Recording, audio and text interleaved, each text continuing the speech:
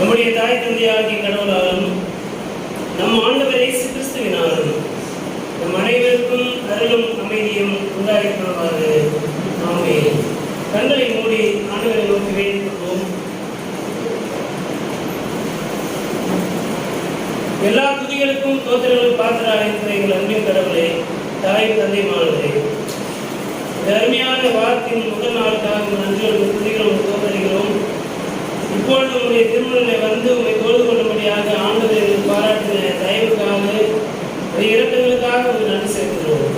இப்பொழுது உங்களுடைய வார்த்தைக்கு நாம் காத்திருக்கிறோம். உடைய ஆவியானவர் வழியாக திருமறை மறைமுறை விலகிக் கொள்ள எனக்கு அருள் செய்திருக்கிறாக.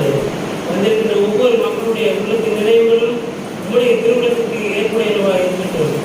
எங்கள் ஆண்டவரை கிறிஸ்துவின் வழியாக வேண்டுதல் செய்கிறோம். அன்பு நிறைந்த உள்ள கடவுளே, ஆமென். திருத்துவ திருநாளுக்கு பின்வரும் 7ஆம் ஞாயிறு சொல்லப்படுகின்ற இந்த நாளிலே படித்து சிந்திக்கும்படியாக அருளுரை பகுதியாக கொடுக்கப்பட்டுள்ள நற்செய்தி பகுதி தூய மார்க்கு என்பவர் எழுதிய நற்செய்தி நூல் 8ஆம் பிரிவு திருவசனங்கள் 1 தொடங்கி 9 வரை அடங்கிய பகுதியை அனைவரும் எழுதிருந்து படிக்க கவனமாய் கேட்போம். அந்நாட்களில் மீண்டும் பெரும் திரளான மக்கள் கூடியிருந்தார்கள். உண்பதற்கு அவர்களிடம் ஒன்றும் இல்லை. இயேசு தம் சீடரை வரவழைத்து அவர்களிடம், நான் இம்மக்கள் கூட்டத்தின் மீது பரிவு கொள்கிறேன். ஏற்கனவே 3 நாட்களாக இவர்கள் என்னுடன் இருக்கிறார்கள். உண்பதற்கும் இவர்களிடம் எதுவும் இல்லை. நான் இவர்களை பட்டினியாக வீட்டிற்கு அனுப்பிவிட்டால் வழியில் தளர்ச்சி அடைவார்கள்.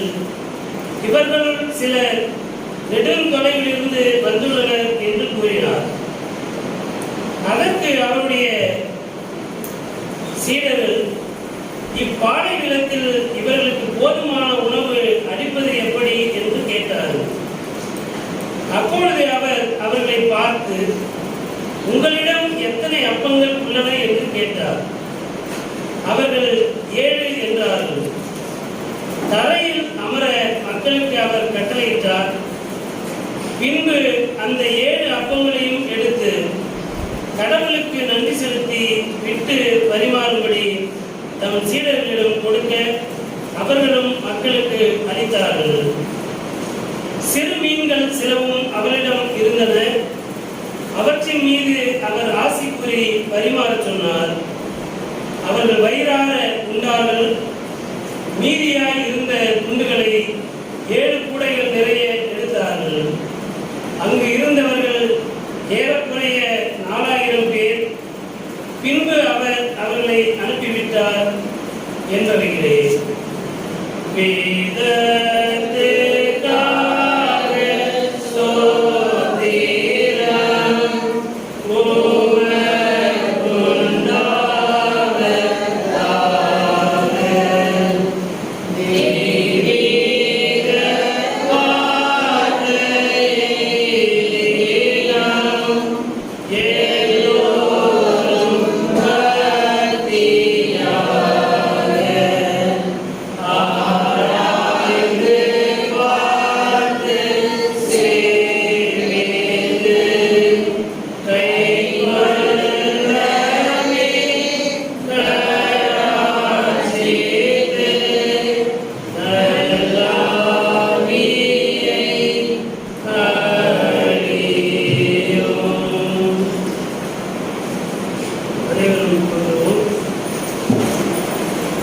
கிறிஸ்துவுக்குள் அன்பான இறைமக்களே, உங்கள் அனைவரையும் ஆண்டவர் இயேசு கிறிஸ்துவின் திருப்பெயரால் வாழ்த்துவதிலே மிகுந்த மகிழ்வடைகிறேன்.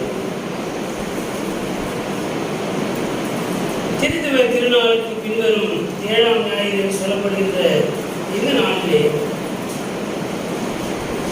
ஆண்டவருடைய வார்த்தையை சிந்திப்பதற்காக முற்படுகின்ற வேளையிலே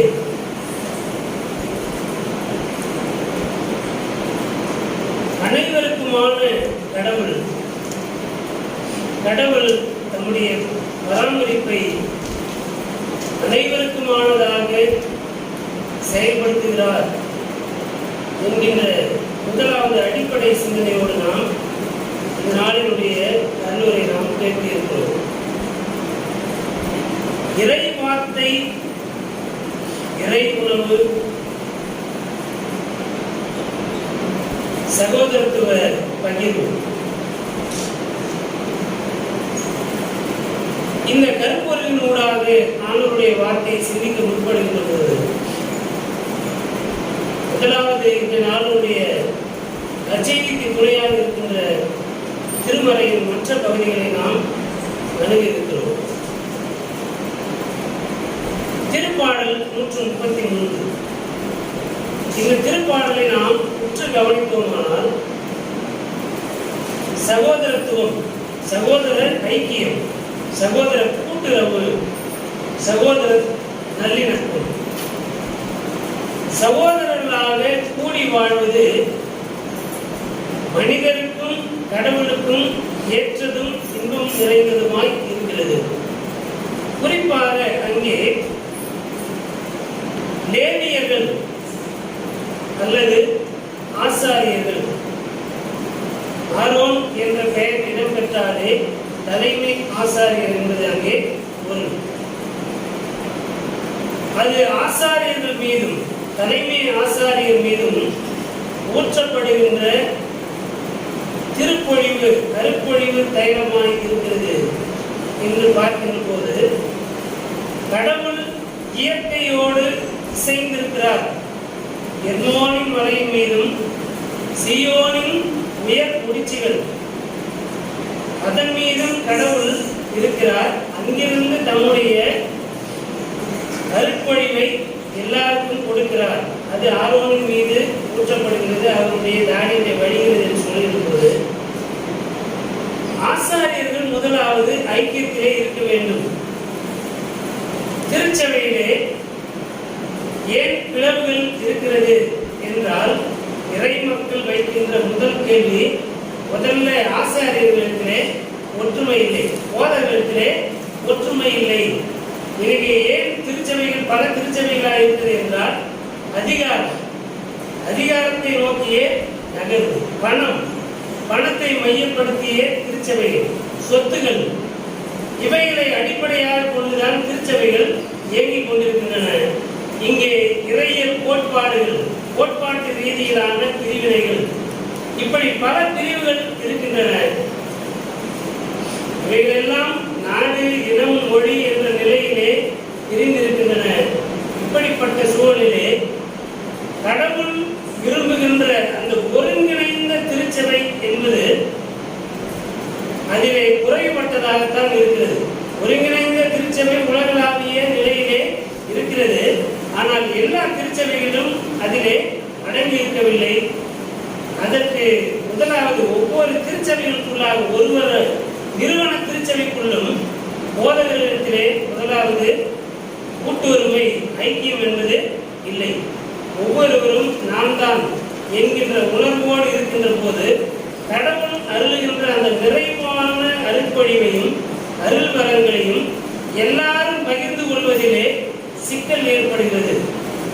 ஆனால் ஆண்டவர் எதை விரும்புகிறார் என்றால், அவர் அருளுகின்ற அருட்பொழிவு என்பது அனைவருக்குமானது. இதை உணர்ந்தவர்களாக முதலாவது ஆசாரியர்கள் கூட்டுரிமையிலே, கூட்டுறவிலே, நல்லுறவிலே இணைந்திருக்க வேண்டும்.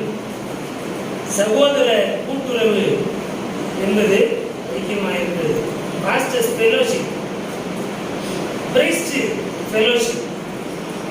ஆகவே முதலாவது இங்கே இந்த பாடல் தாவீதின் பாடல் என்று சொல்லப்பட்டிருக்கிறது. இது எசேக்கியா அரசனுடைய காலத்திலே அதிகமாய் பாடப்பட்ட பாடலாக இருக்கின்றது.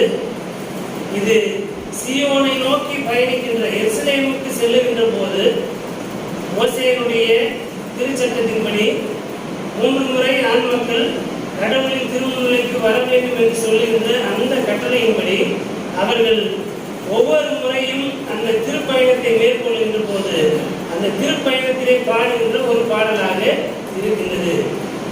திருச்சபையும் சமூகமும் பிளவுபட்டிருக்கிறது. இஸ்ரேல் சமூகம் என்பது ஒவ்வொரு இனக்குழுவாக, குலங்களாக அவை பிரிந்திருக்கின்றன. அப்படி பிரிந்திருக்கின்ற சகோதரத்துவ ஒற்றுமையிலே குறைபட்டவர்களாய் இருக்கின்ற போது, சீயோனை நோக்கி செல்லுகின்ற போது, கடவுளுடைய திருமுகத்தை நாடி செல்லுகின்ற போது, அங்கே பிரிவினைகளை களைந்து கடவுளை முன்னிட்டு ஒருங்கிணைந்து ஒரே ஆன்மீக சிந்தனை உறவுகளாக கூடுகிறார்கள் என்கின்ற பொருளை அந்த பாடல் உள்ளடக்கி இருக்கின்றது. ஆகவே கடவுளின் திருமுன்னிலைக்கு வருதல் என்பது எதற்காக என்று பார்க்கின்ற போது, நாம் எல்லாருக்குமே தனி மனித விருப்பு வெறுப்புகள், குடும்ப உறவுகள், சகோதர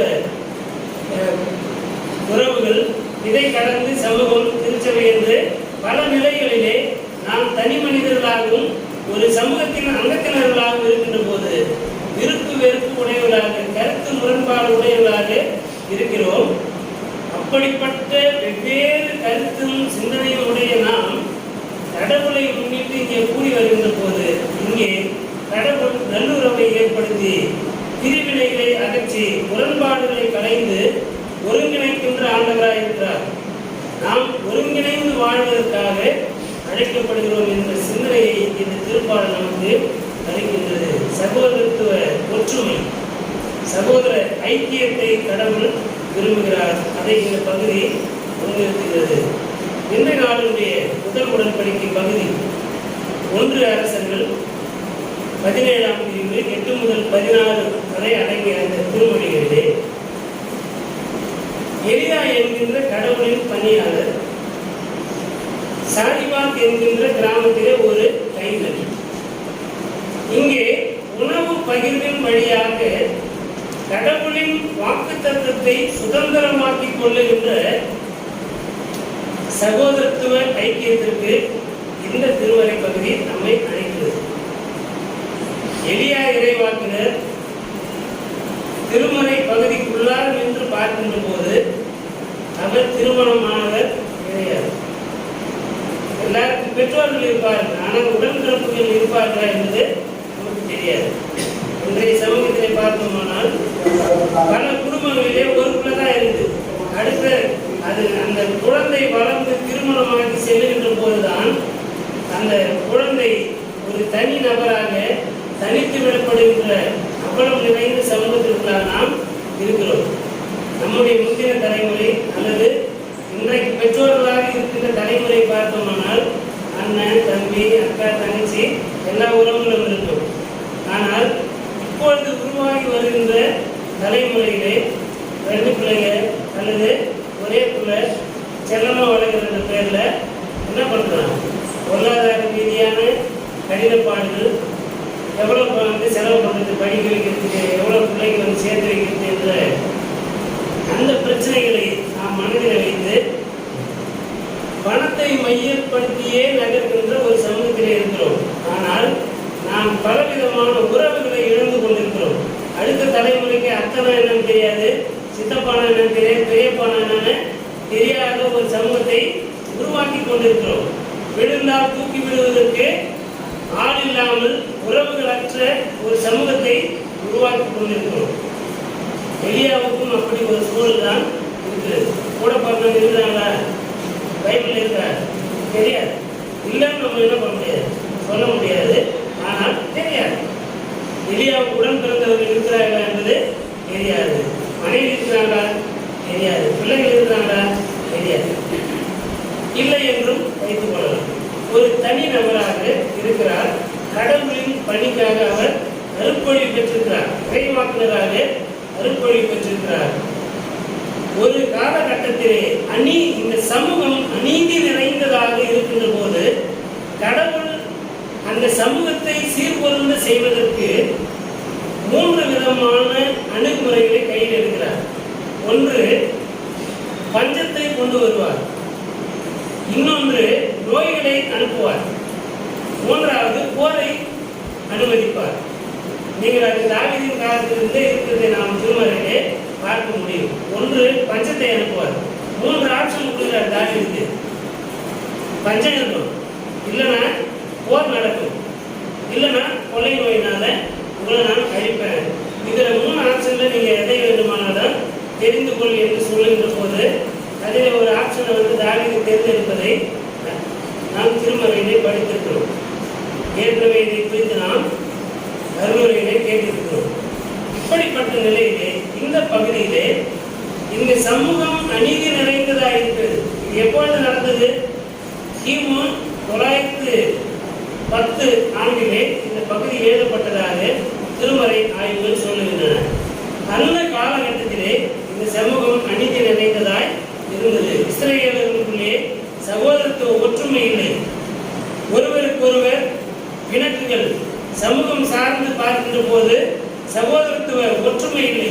இஸ்ரவேலுக்கும் யூதாவுக்கும் இடையிலே ஒற்றுமை இல்லாத ஒரு சூழல். இப்படிப்பட்ட நிலையிலே அவர்களை கடவுள் தண்டிக்க முற்படுகின்ற போது அங்கே பஞ்சத்தை ஆண்டவர் அனுமதிக்கிறார். அப்படி பஞ்சத்தை அனுமதிக்கின்ற போது கடவுள் தன்னுடைய ஊழியக்காரரை பாதுகாக்கிறார். நாம் அங்கே கவனித்து பார்த்தோம்னால் எலியாவை ஒரு செல்வந்த சீமாட்டின் இடத்திற்கு ஆண்டவர் அனுப்பவில்லை, மாறாக ஒரு கைம்பெண் இடத்திற்கு அனுப்புகிறார். அவருக்கு தான் வாழ்க்கையினுடைய கடினப்பாடுகள் என்ன என்பது தெரியும். நீங்கள் கவனித்து பார்த்தோம்னால் இங்கே யாரெல்லாம் வாழ்விலே பாதிக்கப்பட்டிருக்கிறார்களோ அவர்களுக்கு தான் மற்றவர்கள் மீதான கரிசனை என்பது இருப்பதை நன்றாகவே உணர முடியும். தனக்கு கணவன், மனைவி, பிள்ளைகள் என்று இருக்கிறவர்கிட்ட மிகப்பெரிய அளவிலே அன்பையோ கரிசனையோ எதிர்பார்க்க முடியாது. ஆனால் ஊனமுற்றவர்கள், மாற்றுத்திறனாளிகளாக இருக்கிற மக்கள், கைம்பெண்கள், ஏழைகள், இவர்களிடத்தில் தான் கடவுளினுடைய அந்த நிறைவான இருப்பு நிலையை, கடவுளின் அன்பை நாம் பார்க்க முடியும். பாதிக்கப்பட்டவர்கள் மற்றவர்களுடைய பாதிப்பை உணர்ந்து அவர்கள் மீது அன்பு செலுத்துகின்றவர்களாய் இருக்கிறார்கள். அப்படித்தான் கடவுள் அந்த சாரிபாத்தில் இருக்கின்ற ஒரு கைம்பெண்ணை தெரிவு செய்து அங்கே எலியாவை அனுப்புகிறார். கடவுளின் வார்த்தையை சுமந்திருக்கின்ற தம்முடைய பணியாளருக்கு இப்பொழுது உலக ரீதியான உடலுக்கு தேவையான உணவு என்பது குறைபடுகிறது. எலியாவுக்கு கடவுள் உணவு கொடுக்க வேண்டும் என்பது அவருடைய எண்ணமாக இருக்குமேயானால் அவரே வானத்திலிருந்து மன்னாவையும் காடையையும் அனுப்பி தம்முடைய ஊழியக்காரர்களுக்கு நிறைவு செய்ய முடியும். ஆனால் உண்மையாகவே அந்த பகுதியிலே கடவுளுடைய நோக்கம் என்ன? பஞ்சத்திலே இருக்கின்ற அந்த கைம்பெண்ணின் குடும்பத்திற்கு உணவளிக்க வேண்டும். ஏனென்றால் அவர்கள் வேற்றின மனிதர்களாக இருந்தும், வேற்று தெய்வங்களை வழிபடுகிற மனிதராக இருந்தும், ஏதோ ஒரு நிலையிலே இஸ்ரவேலின் கடவுளாகிய ஆண்டவர் மீது நம்பிக்கை வைக்கின்ற மக்களாய் இருக்கிறார்கள். அதனால்தான் அந்த பெண்ணை தெரிவு செய்து கடவுள் அவர்களுக்கு ஊழியக்காரரை அனுப்புகிறார். கடவுளின் வார்த்தைக்கு செவிசாய்க்க வேண்டும் என்கின்ற உணர்வு அந்த கைம்பெண்ணுடைய உள்ளத்திலே இருந்தது. எத்தனையோ மனிதர்கள் இருந்தார்கள், ஆனால் கடவுள் நோவாவை தெரிந்து கொண்டார். எத்தனையோ மக்கள் இருந்தார்கள், ஆனால் கடவுள் ஆபிரகாமை தெரிந்து கொண்டார். ஏன்? என்னுடைய சொல்லுக்கு அவர்கள் கீழ்ப்படிவார்கள் என்பதை கடவுள் அறிந்திருந்ததினாலே கடவுள் அவர்களை அழைத்திருக்கிறார். தாம் போகிற இடம் இன்னதென்று அறியாதிருந்தும் ஆபிரகாம் கடவுளின் வார்த்தை கீழ்ப்படிந்து போனால் கடவுளின் பார்வையில் அது நீதியாக எண்ணப்பட்டது. கடவுள் அவர்களை ஆசீர்வதித்தார். ஆபிரகாமையும் சாராவையும் ஆசீர்வதித்தார். அதே விதமான பற்றுறுதி, அதே விதமான நம்பிக்கை வேற்று தெய்வத்தை வழிபடுகின்ற இந்த சாரிபாத் கிராமத்தில் இருக்கின்ற அந்த பெண்ணுக்குள்ளாக இருந்தது. அதனால்தான் ஆண்டவர் இயேசுவே சொல்வார், எத்தனையோ விதவைகள் இருந்தார், எத்தனையோ கைம்பெண்கள் இருந்தார்கள், ஆனால் எலியாவை கடவுள் சாரிபாத்தில் இருந்த அந்த விதவையத்திற்கு அனுப்பினாரே அல்லாமல் வேறு யாருக்கும் அவரை அனுப்பவில்லை என்று சொல்லி ஆண்டவர் இயேசு அதை மேற்கோள் காட்டுகிறார். அது கடவுளின் திருவுளம். அது ஏனென்றால் அவர்கள் கடவுளின் வார்த்தை கீழ்ப்படிவதற்கு தங்களை ஒப்புவித்திருந்தார்கள். அப்படி ஒப்புவித்ததினால்தான் கடவுள் அவர்களுக்கு வாழ்வளிக்கிறார். முன்னமே நாம் கேட்டிருக்கிறோம், கடவுள் தம்முடைய ஆண்டவராகிய இயேசு கிறிஸ்து நம்முடைய சீடர்களை அழைக்கின்ற போது படகை ஆழத்திற்கு தள்ளி கொண்டு போங்கள், வலையை போடுங்கள் என்று சொல்லுகின்ற போது, ஆண்டவரே நாங்கள் நாம் முழுவதும் பாடப்பட்டிருக்கிறோம், ஆயினும் உங்களுடைய வார்த்தைக்கு நான் கீழ்ப்படுகிறேன் என்று சொல்லிவிட்டு வலையை போட்டார். அங்கே திரளான மீன்களை பிடித்தார்கள். அதன் பிறகு அந்த வலைகளை எல்லாம் விட்டு ஆண்டவருக்கு பின் சென்றார். இங்கும் கடவுளின் வாக்குத்தத்தம் கொடுக்கப்படுகிறது. இங்கே பஞ்சம் இருக்கிறது, 2 அப்பம் தான் சுட முடியும், அதற்கு மேல இல்லை, நீ போய் அப்பத்தை சுடு, ஆனாலும் அதிலே முதலாவது என்னிடத்திலே கொண்டு வா, எனக்கு எடுத்துன்னு வா, நான் சாப்பிடுவதற்காக எடுத்துன்னு வா என்று சொல்லல, என்னிடத்திற்கு கொண்டு வா. அவர் தம்முடைய உயிரை பணயமாக வைத்து, தன் மகனுடைய உயிரை பணயமாக வைத்து அந்த அப்பத்தை எடுத்துக்கொண்டு எலியாவிடத்திலே வந்தார். அதை கடவுள் நீதியாக எண்ணினார். கடவுளின் வார்த்தைக்கு நாம் கீழ்ப்படிவதை கடவுள் நீதியாக எண்ணி நமக்கு அற்புதம் செய்து நம்முடைய வாழ்வை பலமுள்ளதாக்குகின்ற கடவுளாய் இருக்கிறார். எனவே முதலாவது கடவுளின் வார்த்தையே என்றைக்குமான உணவு. அந்த உணவை நாம் பெற்றுக்கொள்ளவும், அதை உட்கொள்ளவும், அதை மற்றவர்களோடு பகிர்ந்து கொள்ளவும் நாம் உட்கொள்கின்ற போது இந்த உலகத்தின் உணவை ஆண்டவர் நமக்கு தருவதற்கு வல்லவராயிருக்கிறார். அல்லேலூயா. நம்புகிறீர்களா? நம்புறீங்களா? நம்மளுக்கே ஒரு எண்ணம் இருக்கலாம், இதெல்லாம் ஏன் இன்னைக்கு நடக்க மாட்டேங்குது? நடக்கும். நம்ம என்ன நினைக்கிறோம்னா, எனக்கு நடக்கலையே, அதான் நம்ம பிரச்சனை. எனக்கு ஏன் நடக்கலன்றதான் கேள்வி. எங்கோ ஒரு இடத்திலே ஆண்டவர் உணவற்றவனுக்கு உணவு கொடுத்து கொண்டிருக்கிறார். ஆகவே நான் அந்த கடவுள் மீது நம்பிக்கை வைக்கிறேன், அவர் எனக்கும் செய்வார் என்று நம்பாமல், எனக்கு செஞ்சாதான் அந்த கடவுள் உயிர் உள்ள கடவுள், எனக்கு செஞ்சாதான் அந்த கடவுளுக்கு கண் இருக்குது. இந்த விதமான சுயநலமான எண்ணங்களை முதலாவது நாம் களையும் போதுதான் கடவுள் நல்லவர் என்பதை நாம் ருசி பார்ப்பதற்கு நமக்கு ஒரு வாய்ப்பு கிடைக்கும்.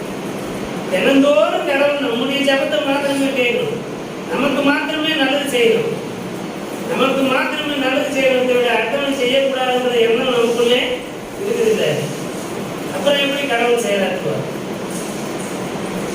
எல்லாருக்கும் எங்கோ ஒரு இடத்திலே ஆண்டவர் அற்புதம் செய்கிறார், அவர் எனக்கும் செய்வார். எல்லா நேரத்திலும் எனக்கு மாத்திரமே அற்புதம் செய்ய வேண்டும் என்று நாம் எதிர்பார்க்கிறோம். அப்படி செய்தால் அது அற்புதமாகவும் இருக்காது. நாம் நிலையான நேரத்திலே நம்முடைய பலவீனத்தை ஆண்டவர் உணர்ந்து இதற்கு மேல வேற காண முடியாது போது ஆண்டவர் என்ன பண்ணுவார்? நமக்கு அற்புதம் செய்வார். இல்லையா? நம்புகிறீர்களா? இந்த நம்பிக்கை நமக்கு முதலாவது தேவை. பவுல் என்ன சொல்லுகிறார்? பாவத்தின் சம்பளம் மரணம். பாவம்னா என்ன? என்ன பாவத்தை சொல்ல வருகிறார்? போன வாரத்திலே ரோமர் 6ஆம் பிரிவுடைய முதல் பகுதியை நாம் அருளையிலே கேட்டிருக்கிறோம்.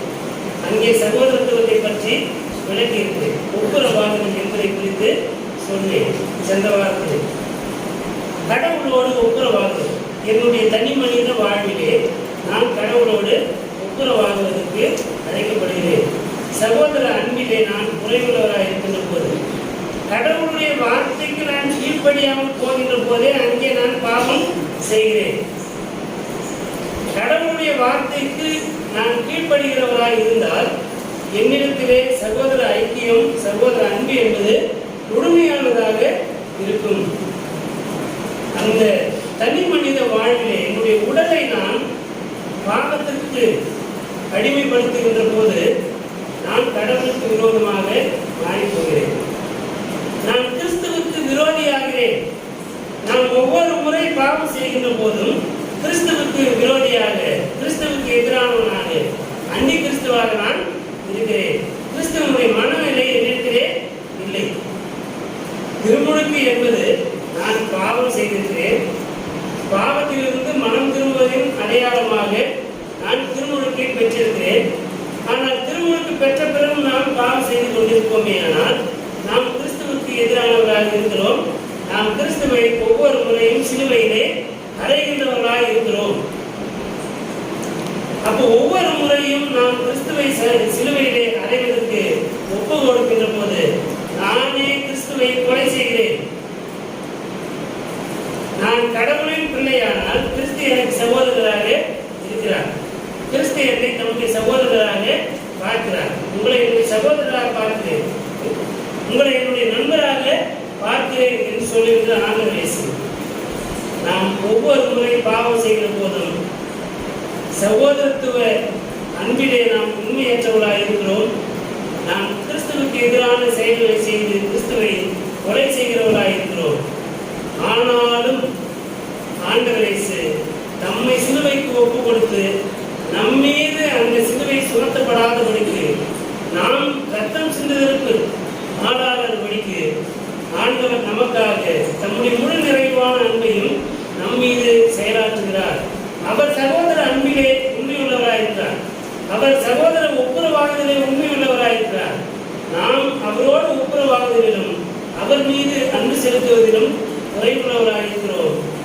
கிறிஸ்தவ ஐக்கியம் நம்முடைய திருச்சபைக்கு எதிராக செய்கின்ற தவறுகள், நம்முடைய சகோதரருக்கு எதிராக செய்கின்ற பாவங்கள், மீறுதல்கள், குற்றங்கள், நமக்கு அடுத்திருக்கின்ற மனிதருக்கு எதிராக செய்கின்ற ஒவ்வொரு செயலும் கிறிஸ்துவை சிலுவையிலே அடைவதற்கு காரணங்களாக இருக்கின்றன. ஆகவே முதலாவது என்னுடைய உடலை நான் தூய்மையானதாக காத்துக்கொள்ள வேண்டும். ஏனென்றால் நான் கிறிஸ்து இயேசுவை முன்னிட்டு திருமுழுக்கிலே கிறிஸ்துவோடு இணைக்கப்பட்டிருக்கிறேன்.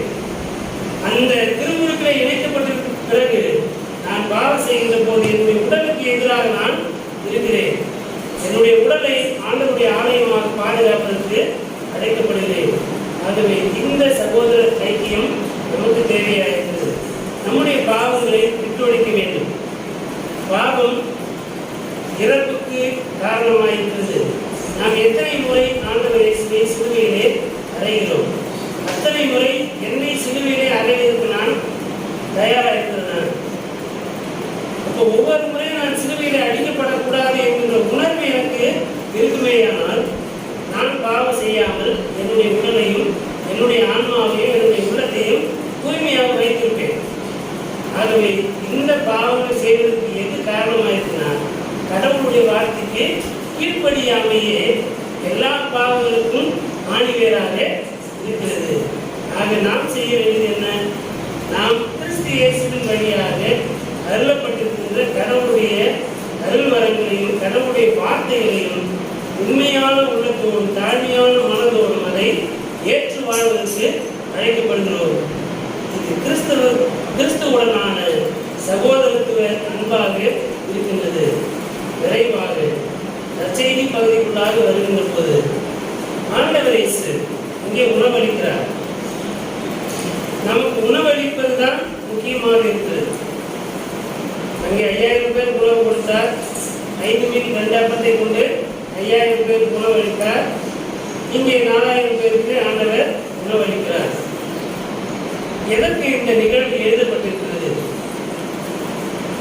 ஏன் ஆண்டவர் இயேசு உணவு கொடுத்தார் என்று பார்க்கின்ற போது அவர்கள் முதலாவது ஆண்டவருடைய வார்த்தைக்கு கீழ்ப்படிந்தார்கள்.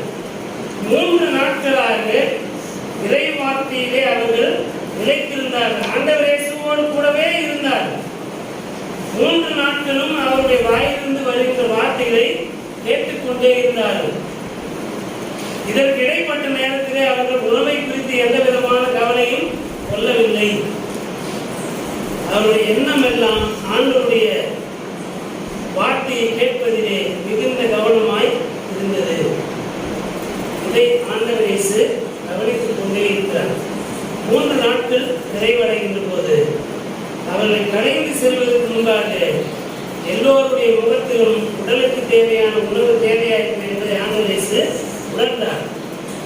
ப்ரையாரிட்டி என்ன?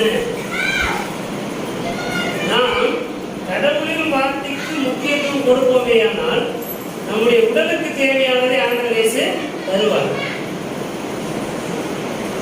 நாம் உடலுக்கு தேவையானதிலே நம்முடைய எண்ணத்தை செலுத்துவோமேயானால் நாம் கடவுளுடைய வார்த்தையின் மீது கவனம் செலுத்தாதபடினாலே கடவுள் நம்மீது கவனம் செலுத்தாதபடிக்கு நாமே அதற்கு தடையாக இருக்கிறோம். முதலாவது கடவுளுடைய அரசையும் அவருடைய நீதியையும் நாடுங்கள், அப்பொழுது இவைகளெல்லாம் உங்களுக்கு கூட கொடுக்கப்படும். நீங்கள் உங்கள் தந்தையை நோக்கி வேண்டிக் கொள்வதற்கு முன்னமே உங்களுக்கு இன்னது தேவை என்பதை உங்கள் தந்தை அறிந்திருக்கிறார். ஆகவே நாம் முதலாவது ஆண்டவருடைய வார்த்தைக்கு செவிசாய்க்கின்றவர்களாக அவருடைய வார்த்தையை உட்கொள்ளுகின்றவர்களாக இருக்க வேண்டும். அப்படி அவர்கள் 3 நாட்களும் ஆண்டவருடைய வார்த்தையின் மீது கவனமாயிருந்து உட்கொண்டதினாலே அவருக்கு உடலுக்கு தேவையானது தேவை என்பதை ஆண்டவர் இயேசு உணர்ந்தவராய் இங்கே உணவை கொடுக்கிறார். இது இந்த பகுதி யாருக்காக எழுதப்பட்டிருக்கிறது, என்ன சொல்லுகிறது என்று அடுத்த தளத்துக்கு போகிற போது 5 அப்பம் 2 மீன்களை கொண்டு 5000 பேருக்கு உணவளித்தார் என்பது பாஸ்கா பண்டிகையின் போது நடந்த நிகழ்வு. பாஸ்கா பண்டிகை யாருடைய பண்டிகை? இஸ்ரேல் மக்களுக்கு, குறிப்பாக யூத மக்களுக்காக கொடுக்கப்பட்டிருந்த சட்டத்திட்டம். அப்போ அவங்க யாரெல்லாம் உணவு அருந்திருப்பார்கள்? யார் உணவு கொண்டிருப்பார்கள்? யூதர்களுக்காக பகிரப்பட்ட உணவு. இந்த பகுதியை நாம் ஒழித்து பார்த்தோமானால் இங்கே கெனசரேத்து ஏரி என்ற அந்த பகுதியிலே அவர் சீடர்களை அழைத்த பிறகு நடக்கின்ற நிகழ்வு தான் இந்த பகுதி. லூக்கா 5ஆம் அதிகாரத்திலே ஆண்டவர் சீடர்களை அழைக்கிறார். அப்பொழுது அந்த கெனசரேத்து ஏரிக்கரையிலே இருக்கிறார். அப்பொழுது தொடங்குகின்ற அந்த அருளுரை 3 பகுதிகளாக இருக்கின்றது. அதனுடைய நிறைவாகத்தான் இந்த அருள் செயல் இடம்பெறுகிறது. இப்பொழுது சீடர்கள் எங்கே இருக்கிறாங்க? மீன் பிடித்து விட்டு தான் அங்கே இருக்கிறார்கள். அவர்கள் பயணத்திலே இருந்திருக்கிறார்கள். இப்பொழுது அங்கே அவர்களுக்கு அப்பம் இருக்கிறது. முந்தின நிகழ்விலே ஒரு சிறுவன் கூட்டத்தில் இருந்த ஒரு சிறுவனத்திலே அப்பம் இருந்தது. இங்கே அப்பம் யாருக்கு இருக்கு? சீடர்களுக்கு இருக்கிறது. அங்கே யூதர்களுக்கு உணவு பரிமாறப்பட்டது, இங்கே பிற இன மக்களுக்கு உணவு பரிமாறப்பட்டது. இவைகளை எல்லாம் கவனிக்க வேண்டும். யூதர்கள் என்ன நினைக்கிறார்கள்? கடவுள் எங்களுக்குரியவர், நாங்கள் எல்லாம் வாக்குத்தத்தம் பண்ணப்பட்ட மக்கள், அவர் எங்களுக்கு மட்டும்தான் அற்புதத்தை செய்வார், எங்களுக்கு மட்டும்தான் காடையையும் மன்னாவையும் கொடுப்பார் என்று சொல்லிக் கொண்டிருக்கிறார்கள். இல்லை இல்லை, நான் எல்லாருக்குமானவர். கடவுள் எல்லாருக்குமான கடவுள். God is God of universe. கடவுள் இந்த அனைத்து உலகின் ஆண்டவராய் இருக்கிறார். அனைத்து படைப்புகளுக்கும் அவர் ஆண்டவர். எல்லா மனிதருக்கும் அவரே மீட்பராக ஆண்டவராக இருக்கிறார். என்னுடைய வார்த்தைகளை அவர்கள் கேட்டிருக்கிறார்கள். அப்ப என்னுடைய வார்த்தைகள் எல்லாருக்குமானது. திருமறை என்பது கிறிஸ்தவர்களுக்கு மாத்திரம் சொந்தமானது கிடையாது, யூதர்களுக்கு மாத்திரம் சொந்தமானது கிடையாது, இயேசு கிறிஸ்தவர்களுக்கு மாத்திரம் சொந்தமானது கிடையாது. எல்லாருக்குமான மீட்பர். அவருடைய வார்த்தைகள் எல்லாருக்குமானது. அவர் அளிக்கின்ற அருஞ்செயல்கள் என்பது எல்லாருக்குமானது. அங்கே நாடு, மொழி, இனம், சாதி என்கின்ற பாகுபாடு கிடையாது. அவர் எல்லாருக்கும் அற்புதம் செய்கின்ற கடவுளாய் இருக்கிறார். எல்லாருக்கும் அற்புதம் செய்கின்ற ஆண்டவர் இயேசு. அதுதான் அங்கே இருக்கின்ற சிறப்பு. செவிக்கு உணவு இல்லாத போது சிறிது வயிற்றுக்கும் போடும். இது திருக்குறள். செவிக்கு தேவையான உணவு நிறைந்த பிறகு நாம் கடவுளின் வார்த்தையிலே, கடவுளின் திருமுறையிலே அதிகமாக நிலைத்திருக்கின்ற போது நமக்கு பசி இருக்கிறது. அந்த திருமுறையை விட்டு போதும். நீங்க நோன்பு இருந்தீங்கன்னா உபவாசம் இருக்கிற அந்த நேரத்தில் பசி பெருகாது. ஆனால் இத்தனை மணிக்கு நான் உபவாசத்தை முடிவு போறோம்னாக்க அத்தனை மணிக்கு கண்டிப்பா உங்களுக்கு பசி இருக்கும். அந்த நேரத்திலே ஆண்டவர் நமக்கு உணவை கட்டளையிடுவதற்கு நல்லவராயிருக்கிறார். நமக்கு என்னது தேவை என்பதை தேவையான அந்த மணித்துளையிலே செய்து நிறைவேற்றி நம்மை மகிழ்விப்பதற்கு ஆண்டவர் நல்லவராயிருக்கிறார். இறை வார்த்தையிலே நிலைத்திருந்த அந்த மக்களுக்கு இந்த வயிற்றுக்கு தேவையான உணவு என்பதை அறிந்தவராய், இந்த வயிற்று பசியானது அவருடைய விசுவாசத்தை குலைத்து போடாதபடிக்கு அவர் இதுவரைக்கும் கேட்டிருக்கின்ற வார்த்தையை கடற்போய கேட்டு என்ன பிரயோஜனம் அப்படின்னு மனதிலே அவர்கள் எண்ணிவிடக்கூடாது என்பதற்காக ஆண்டவர் இயேசு அவர்களை உடலுக்கு தேவையான உணவையும் கொடுத்து அவர்களை மனநிறைவோடு அனுப்புகிறார். எனக்கு அருமையான இறை மக்களே, நாம் சகோதரத்துவ அன்பிலே நிலைத்திருக்கிற உணவை பகிர்வதின் வழியாக மாத்திரம் அல்ல, சாரி பார்த்து கைம்பெண் எலியாவுக்கு உணவை பகிர்ந்தார். ஆனால் அதற்கு ஏற்கனவே என்ன பகிரப்பட்டிருக்குது? கடவுளின் வார்த்தை வாக்கு தத்துவமாக பகிரப்பட்டிருக்கிறது. அந்த மாவு பிசையும் அந்த தொட்டியிலிருந்து எவ்வளவு மாவு எடுத்தார்கள் என்பது அங்கே இல்லை. எவ்வளவு எண்ணெய் எடுத்து பயன்படுத்தினார்கள் என்பது தெரியாது. ஆனால் அவளுக்கு பஞ்சகாலம் தீரும் மட்டும் அந்த கைம்பெண்ணுடைய குடும்பம், அவருடைய உறவினர்கள், அவருடைய நண்பர்கள் எல்லாரும் அதிலே உண்டு நிறைவடைந்திருக்கிறார்கள். எவ்வளவு நாம் பெற்றுக்கொண்டோம் என்பது அல்ல, ஆனால் தேவையான வரைக்கும் ஆண்டவர் நமக்கு அற்புதம் செய்து கொண்டே இருப்பார். இஸ்ரேல் மக்களை எகிப்தின் அடிமைத்தனத்தை மீட்டுக் கொண்டு வருகின்ற போது அந்த பாலைவனத்திலே கடவுளாகிய ஆண்டவர் எவ்வளவு மண்ணா எவ்வளவு காடையை கொடுத்தார் என்பது அவர்களுக்கு அங்கே எழுதப்பட்டிருக்கவில்லை. எத்தனை காடை கொடுத்தாரு, எத்தனை கிலோ கொடுத்தாரு, எத்தனை கிலோ மண்ணா கொடுத்தாரு இருந்தார் இல்லை. ஆனால் வசனம் என்ன சொல்லுது? அவர்கள் கானானுக்கு உள்ளாக அடியெடுத்து வைக்கிற வரைக்கும் அந்த 40 ஆண்டுகளும் அவர்களுக்கு உணவு குறைவு ஏற்படாதபடிக்க ஆண்டவர் அவரை வழிநடத்தினார். அப்படி பஞ்சகாலம் தீரும் மட்டும் இங்கே கைம்பெண்ணுக்கு, அவருடைய குடும்பத்திற்கும், நண்பர்களுக்கும், அவரை சார்ந்து எத்தனை பேருக்கு அவர் உணவு பகிர்ந்திருப்பார் என்பதும் நமக்கு தெரியாது. ஆனால் பகிர வேண்டும் என்கின்ற உணர்வு அந்த கைம்பெண்ணுக்குள்ளாக இருந்தது இல்லையா? ஆமா தானே? பகிர வேண்டும் என்கின்ற எண்ணம் இல்லாமல் போயிருந்தாங்க. எளிய அந்த அப்பத்தை எடுத்து வந்திருக்க மாட்டார்.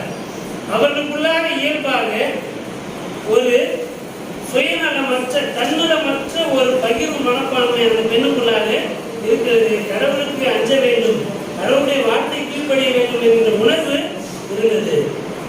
இங்கே கூடியிருக்கின்ற பிற இன மக்கள் கடவுளுடைய வார்த்தையை பற்றி கொள்ள வேண்டும் என்கிற உணர்வு உள்ளவர்களாக இருந்தார். இந்த விதமான பண்பு நலன்கள் நம்மிடத்திலே இருக்கிறதா? நமக்கு அடுத்திருக்கின்றவருக்கு உணவை பகிர்கின்றவர்களாய் இருக்கிறோமா? நமக்கு அடுத்திருக்கின்ற மக்களுக்கு நாம் கேட்கின்ற இந்த இறைவார்த்தைகளை பகிர்கின்றவர்களாக இருக்கிறோமா?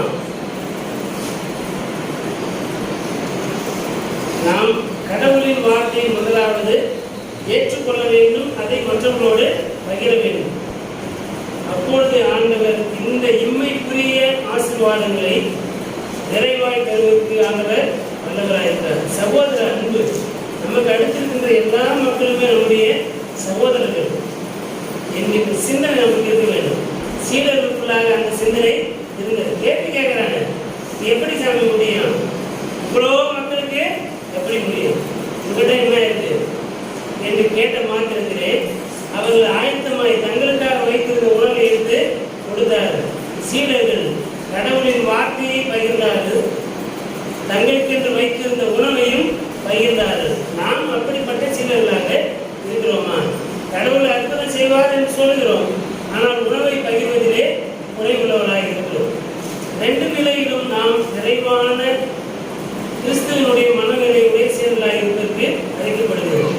கடவுளின் வார்த்தைக்கு கீழ்ப்படிந்து கடவுளின் வார்த்தையை பகிர வேண்டும். கடவுள் நமக்கு கொடுத்திருக்கின்ற ஆசீர்வாதங்களை நமக்காகவும் பிறருக்காகவும் பயன்படுத்தி எல்லாரையும் நிறைவடைய செய்து எல்லார் வாயிலிருந்தும் ஆண்டவர் வல்லவர் என்பதை ருசித்து பாருங்கள். அவர் மீது நம்பிக்கையாக இருக்கிற மனிதர் பெயர் பெற்றோர்.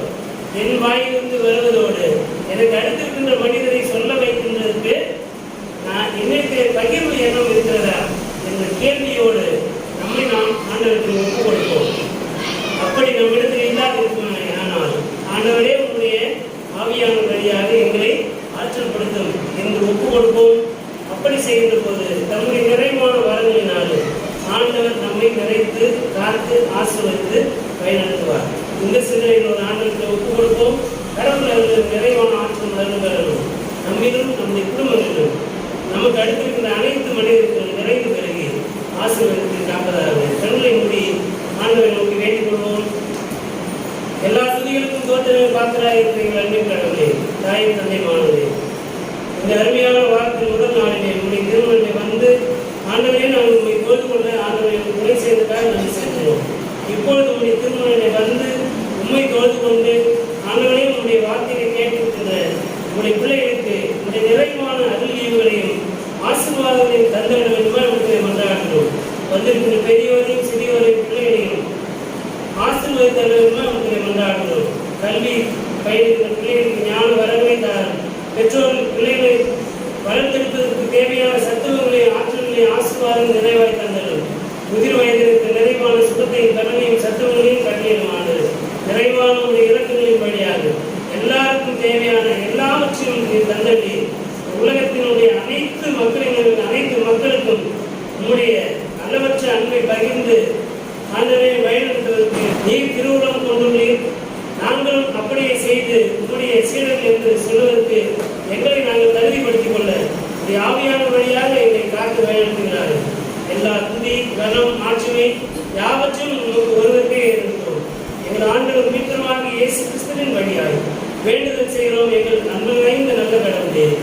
ஆமென். பரலோகத்திற்கு பிதாவே, உம்முடைய நாமம் பரிசுத்தப்படுவதாக, உம்முடைய ராஜ்யம் வருவதாக, உம்முடைய சித்தம் பரலோகத்திலே செய்யப்படுவது போல பூமியிலே செய்யப்படுவதாக. அன்றென்று வேண்டிய ஆகாரத்தை இன்றே இருந்தார். எங்களுக்கு விரோதமாக குற்றம் செய்வது நாம் மன்னிக்கிறது போல என் பாவங்களே என்பது என்னை சோதனைக்கு உட்படப்படாமல் தீவிரந்தே கிறிஸ்து ராஜ்யமும் வல்லமையும் மகிமையும் என்றென்றைக்கும் உடையதே. ஆமென். அனைத்து ஆற்றல் நிறைந்த நம்முடைய தாயின் தந்தையுமான கடவுளுடைய அன்பும் நம்முடைய ஆண்டவர் மீட்பருமாகிய இயேசு கிறிஸ்துவின் அருளும் அமைதியும் தூய ஆவியானுடைய வல்லமையுள்ள பாதுகாப்பு